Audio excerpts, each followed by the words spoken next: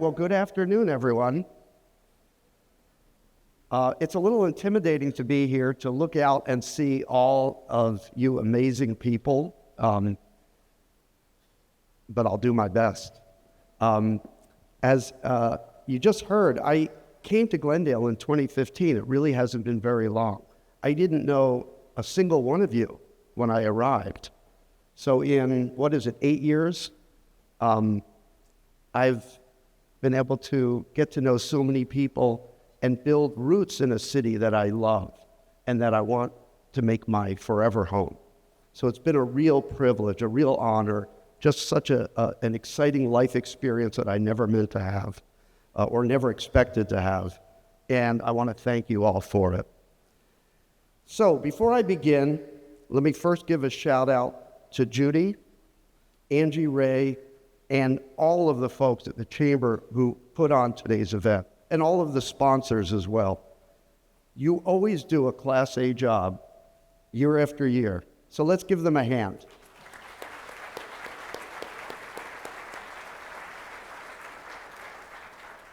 And I also want to congratulate today's honorees. Miriam Finkelberg, I can't believe how many organizations you listed. I don't know how you do it, but you're amazing. Ryan Corner, where's Ryan? Somewhere? Oh, he left? Oh, he's coming back. Okay. Well, Ryan, I left Glendale College before I got to have Ryan as my boss, so that's my loss. But he has been an amazing leader there. Hollywood Burbank Airport, Frank Miller, congratulations. Congratulations to Damon Steakhouse. Why did it take 90 years? Okay, we got to look into that. I was going to make a dumb joke about vegan being at a steak restaurant. Vegan? Video. Never mind, it was dumb. And then the Greater Downtown Glendale Association, my friend Rick Lemo, wherever he is. Rick is always upbeat, can do, just a great guy, and we appreciate that we thought you were going to leave and then you came back. Whatever it was, we're glad you're here. So let's give everybody a round of applause.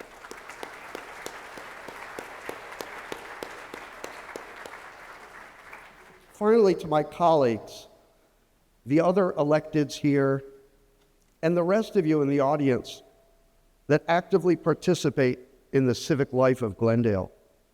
Thank you for always showing up and making this such a great city.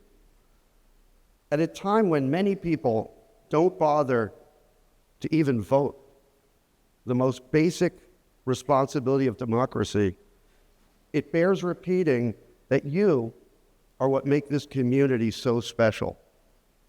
The 5 of us on council and our city staff, as hardworking as they are, couldn't possibly do it without an engaged and active citizenry.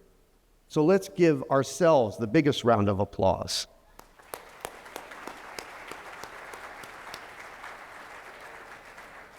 Okay, so where are we as a city? That's what you all want to hear. Well, let me start by acknowledging that it's been a tough year for a lot of us. I just read an article about COVID in the New York Times about how, although it seems behind us now, it still lingers in the ether.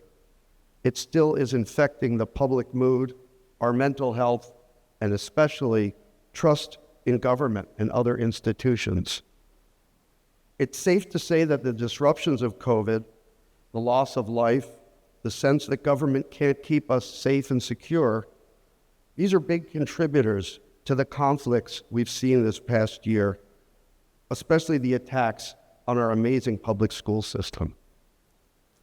I don't have a magic wand to make this go away. All I can say is that we all need to be a little more patient with one another and with the institutions of government. We need to slow down, smile a little more, be a little more tolerant, care a little more for our less fortunate neighbors, and be a little more generous. We'll heal eventually, but it'll take time. Despite the disruptions, we've managed to get a lot done this year. And the vast majority of it was done unanimously, without rancor and division. It's often forgotten that something like 95% or even more of the votes we take on council are unanimous votes. So now, before I continue, I want to show you a video that our GTV6 folks put together to highlight some of the things that have happened during the year in Glendale. In Glendale, we are dedicated to enriching the lives of our residents, businesses, and visitors. Our city services, projects, programs, and initiatives reflect this commitment, all made possible by our devoted city workforce. Let's explore some of the key activities. Glendale continues to place the highest priority on public safety by devoting a large part of our city resources to our public safety departments, helping our personnel effectively deal with new challenges in keeping our communities safe. Public safety remains a paramount concern in Glendale, and our dedicated fire and police departments work and train tirelessly to enhance emergency response times. With response times of 7 minutes and 35 seconds for fire incidents, 5 minutes and 58 seconds for medical emergencies, and 4 minutes and 52 seconds for police calls, we're committed to ensuring swift assistance for our community. Recognizing the importance of proactive measures, our police department established 2 strategic task forces this year. The first focuses on addressing the rise in residential burglaries, while the second, a retail crime task force, collaborates with neighboring agencies. The Retail Crime Task Force has already made over 200 arrests, including those linked to the YSL burglary at the Americana app brand. Highlighting our commitment to excellence, the Glendale Fire Department recently underwent a comprehensive audit by the Insurance Services Office. This evaluation resulted in the prestigious Class 1 ranking, a testament to our fire department's exceptional staffing, training, and readiness. This achievement directly benefits our community by helping lower insurance rates through improved rankings. Embracing innovative solutions for public safety, we're building out the Real-Time Intelligence Center. This advanced system will integrate various data points from cameras, automated license plate readers, and remote-controlled aerial system feeds to enhance situational awareness and bolster our efforts in crime prevention and response. Glendale is a leader in sustainability. The city has made progress with initiatives that commit to environmentally conscious practices.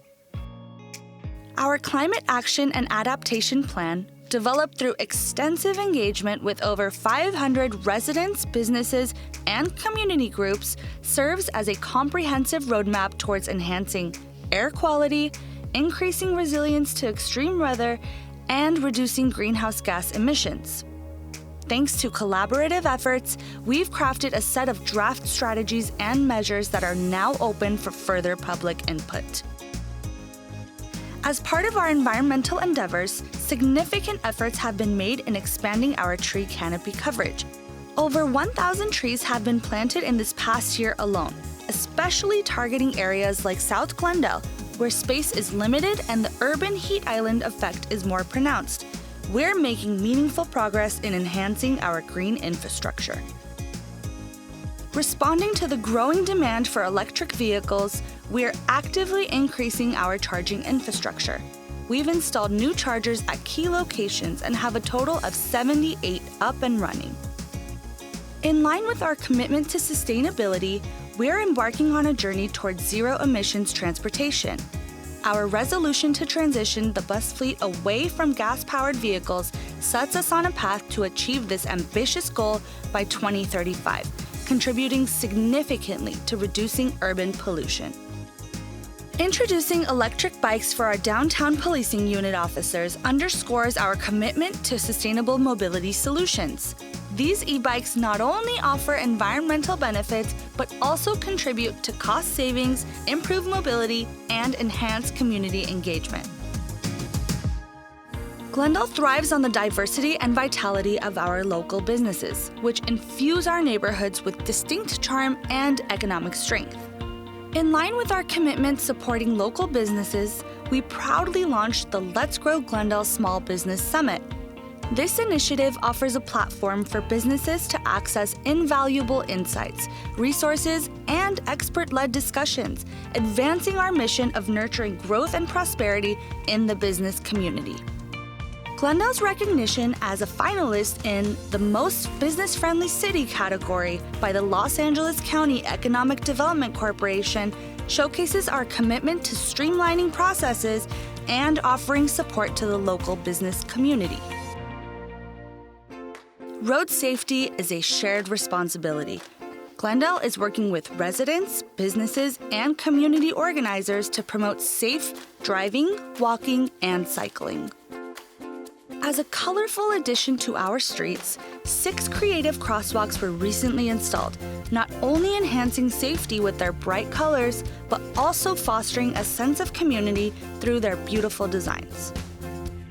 Expanding our efforts for safer and more accessible transportation, the North Brand Demonstration Project introduces temporary multimodal corridors, protected bike lanes, and speed limit reductions. These initiatives align with our goals for more sustainable and pedestrian-friendly urban environments. Glendale continues to invest in housing, including providing shelter for the unhoused. This year saw the kickoff of new affordable housing projects, which will introduce hundreds of new units. Even more are in development to be completed in the next 2 years, making our housing profile stronger than ever. The city is taking meaningful action to address the challenge of homelessness. This year, we were able to provide shelter for many of our unhoused population thanks to compassionate initiatives and strategic partnerships designed to support our most vulnerable community members. Glendale is proud to reflect on the efforts it has made over the past year.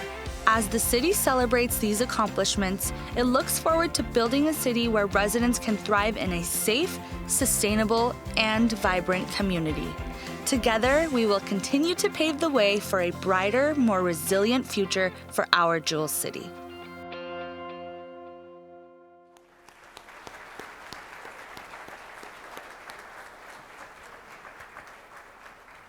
Well, that was impressive. And thank you to staff and especially to GTV6 for putting that together.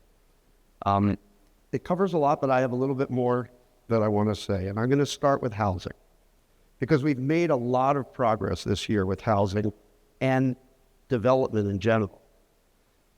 If you get a chance, go read the report from this past Tuesday's special city council meeting, because it describes steps that we've already taken and changes that are about to be approved as early as next week to simplify and speed permitting. Outdated codes are being eliminated. Review processes are being streamlined. Development standards and design guidelines are being made more objective and easier to understand. We've automated permits for many standard projects, such as solar installations, roof replacements, water heaters, things like that.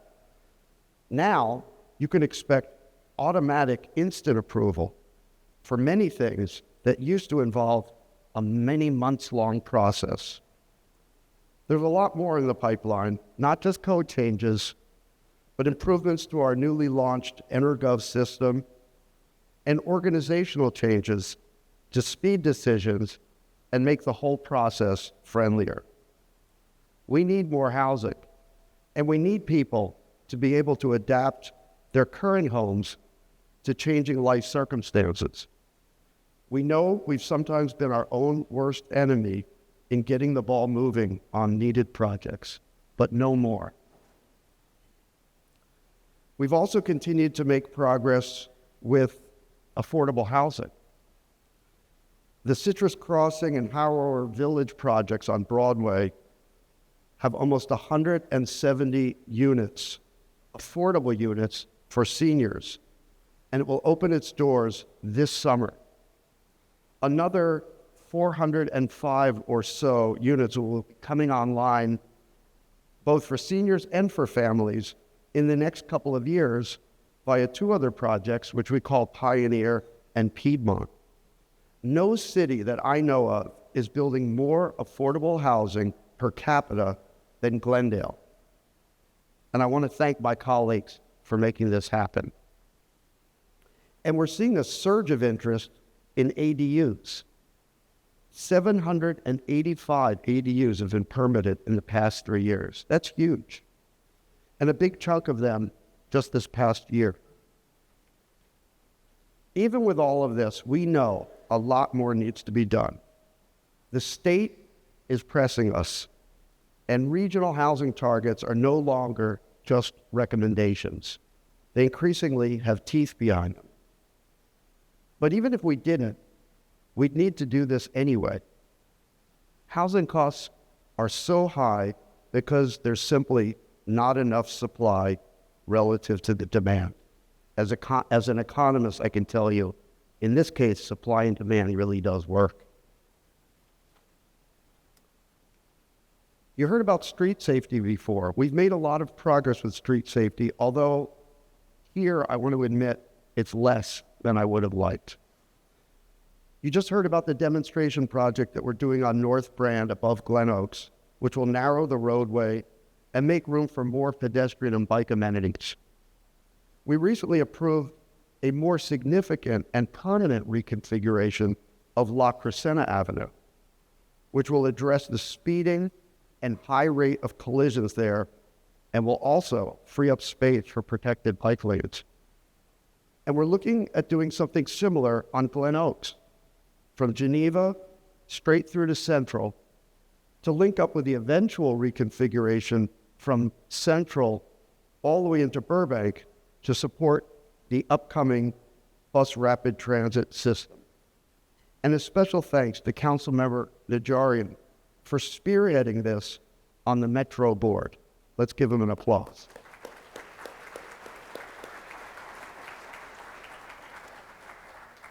We know these projects will save lives, and they will make it easier to get around the city without a car.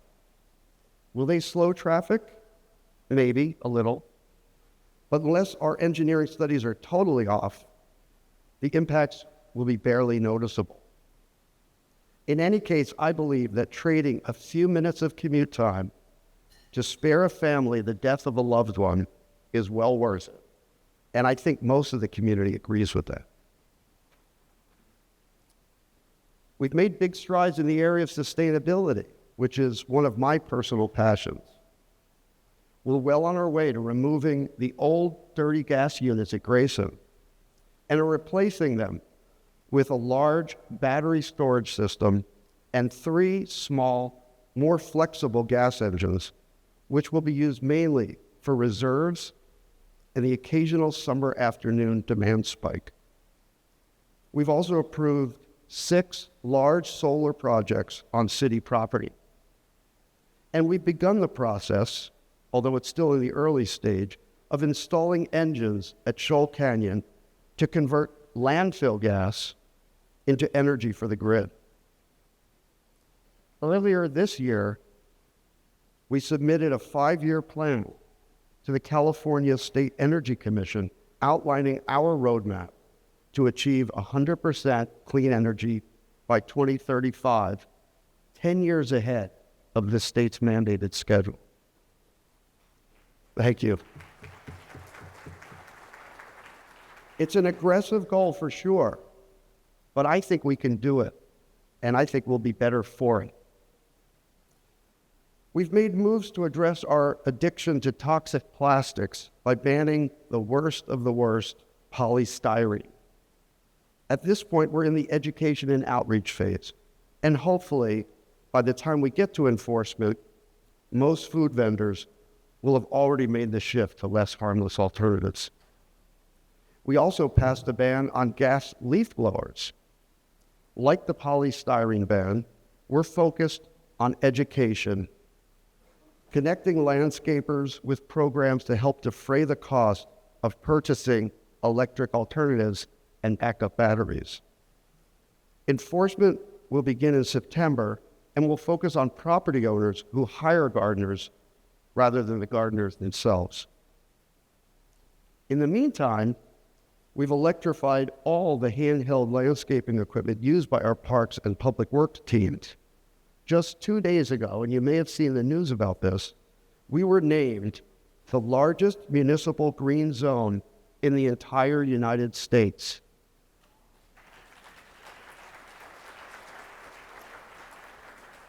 We are walking the walk, not just talking the talk. And as you saw in the video, we're aggressively expanding our urban tree canopy. It's hard to imagine anything that produces a greater return on investment than trees. They not only keep us cool, which will be critical in coming decades, but they clean the air, reduce noise, and studies show that they reduce crime as well. In fact, a USDA study shows that a 10% increase in tree canopy is associated with a 12% decrease in crime. Interesting. Okay, let's talk about public safety. There's justifiable concern in the community about the increase in crime. We share that concern. The numbers are not pretty. Most categories saw increases in 2023 as compared to 2022, and 2022 was already up significantly from pre-COVID levels. This is not just a Glendale problem for sure, or even just an LA County problem. It's happening across the country. What I want to emphasize is that we get it and we are responding. We've gone on a serious recruitment mission and are shifting resources around to get more cops on the street, both for regular patrol and on traffic enforcement. You've probably seen a lot more cars and motor officers out there and more people getting pulled over. I know I have. Over the past several months, we've seen crime rates come down as compared to the same period last year. It's too early to declare a trend change, but things do look promising. Now onto the economy. I'm proud to say that from a business perspective, we've pretty much put COVID in the rearview mirror. Retail revenues and our hotel taxes or transit occupancy taxes are higher than they've ever been. We lost some great businesses and we will miss them, but we've seen a steady stream of new entrants to fill the void and then some. About 100 new businesses have opened their doors in Glendale in just this past year. 100. Okay, let's clap for that. I see Anthony right now. I'm looking forward to our second Small Business Summit that will be held on May 2nd to build on last year's great success. And I hope you all know about the Small Business Summit, and I hope you all attend. The one exception is commercial office vacancies. Although even there, we obviously are faring much better than LA, and our numbers are way down from 22% last year to just under 16% now. What I've described is a lot, and I haven't even talked about our Verdugo Watch project, our e-bike rebate program, or the pay-by-phone feature that we implemented for our parking meters, or so many other things that we've been working on. I hope you can tell we haven't just been sitting around fighting with each other. Sure, we've had a few testy situations, but honestly, those get blown out of proportion. At the risk of tooting our own horn, I believe we've been a very effective council this year. So, now, we aren't short of challenges. How to live sustainably and prepare ourselves for a hotter, drier future. We owe it to our youth and future generations. They want clean energy. They want clean air. They want to end our addiction to plastics. They want to be able to get around safely and conveniently on foot, by bike, by transit. Most of us all want that too, but we're often too comfortable with our lifestyles to change. We have a lot of work to do in this area. We change or we perish. It's that simple. In the meantime, we need to expand our housing stock. I already spoke about that, so I won't say much more except to emphasize that we can meet our housing numbers without destroying what we love about the city if we do it right. That means adaptively reusing our historic buildings rather than just tear them down.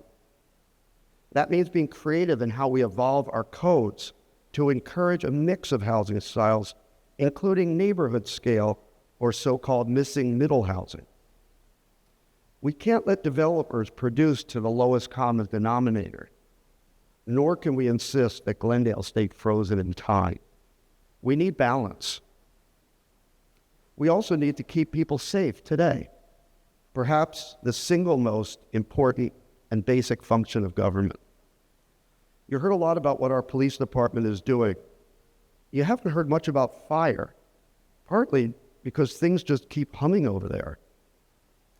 While we can't rule out another smash and grab or an active shooter situation, I know we're in the best of hands with Police Chief Sid and Fire Chief Fish at the helm. That did looks.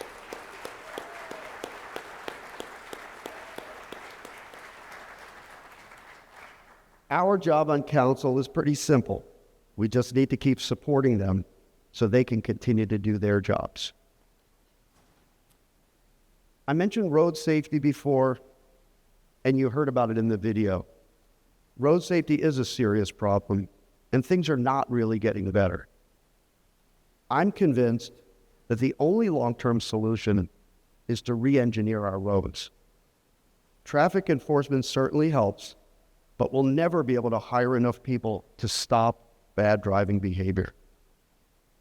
Education helps too, but no amount of messaging will get people to slow down if the road is designed for speed, which many of our roads are.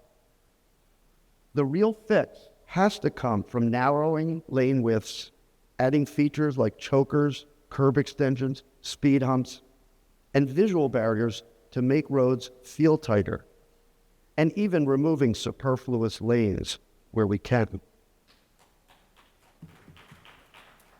Basically, we need to undo the design thinking that caused this problem, thinking that was based on moving cars as quickly as possible from point A to point B. But again, balance is key here. We're not going to get rid of cars, nor do we want to, but we need to make cars a bit less essential to living our lives. And the academic research is clear. This will be good for our physical health, our mental health, generational and socioeconomic equity, and also good for business. Now to the final challenge I want to discuss, our fiscal health. We're facing a cliff that no one really likes to talk about. This year will be okay. Next 2 fiscal years will probably be okay also. But after that, we're going to have to make some tough decisions in order to balance our budgets.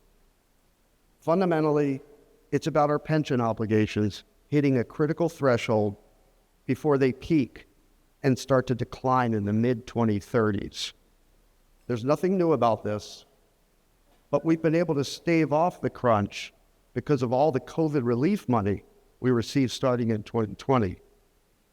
That large S is now history. So Council's been looking at various ways to balance future budgets.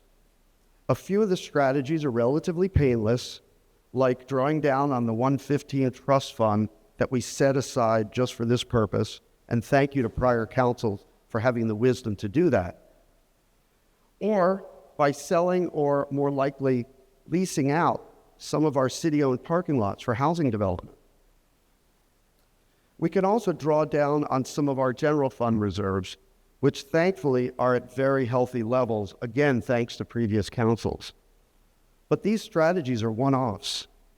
In the next 3 years at most, we will be faced with having to either find significant new permanent funding sources or cut services. We all want more, faster permitting, more cops on the street, more parks, solar subsidies, investments in our roads, more help for struggling renters and the homeless. But are we willing to pay for it? We'll see when this debate comes to a head, probably sooner than you think. I hope I haven't left you all feeling discouraged. It's pretty quiet in the room, but you really shouldn't be. We know what it takes to overcome these challenges, and we have all the ingredients to make it happen. I'm optimistic that with the talent and energy in this room and throughout this great community, we can leapfrog neighboring cities and actually lead the way to a future that is better than we can imagine today. Thank you.